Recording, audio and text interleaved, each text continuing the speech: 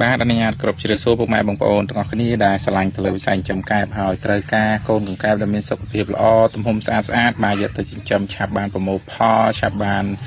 ចាប់ទទួលទានបងប្អូនអាចតំណែងមកកសិដ្ឋានបងប្អូនបានណាហើយសម្រាប់កសិដ្ឋានបងប្អូនគឺមានទីតាំងច្បាស់លាស់ស្ថិតនៅភូមិស្វាយពកសង្កាត់ព្រះស្រែក្រុងឧត្តរមានជ័យខេត្តកំពង់ស្ពឺពុកម៉ែបងប្អូនណា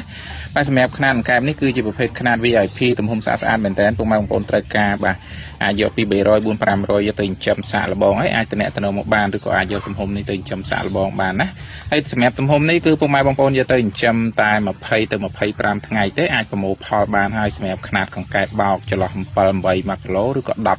11 12 1គីឡូអីពុកម៉ែបងប្អូនទាំងគ្នាបាទព្រោះទំហំនេះគឺស្អាតមែនតើបងប្អូននេះជាទំហំ VIP អាចចន្លោះមេជើងឡើងលើបងប្អូនទាំងគ្នាបាទខ្លះអាចទំហំរហូតដល់ចង់ប៉ុនកដៃហើយបងប្អូនទាំងគ្នាបាទអញ្ចឹងយកទៅចិញ្ចឹមឆាប់ធំមែនតើបាទចិញ្ចឹមត្រឹមតែ25ថ្ងៃខ្ញុំធានាថាប្រមូលផលបានຂະຫນាតកង្កែបបោកពុកម៉ែបងប្អូនទាំងគ្នាបាទពុកម៉ែបងប្អូនអាចមើលទំហំបានគឺស្អាតខ្លាំងបាទទំហំ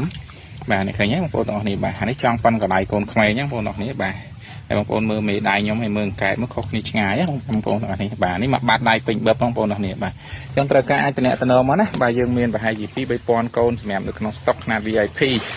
បាទអរគុណ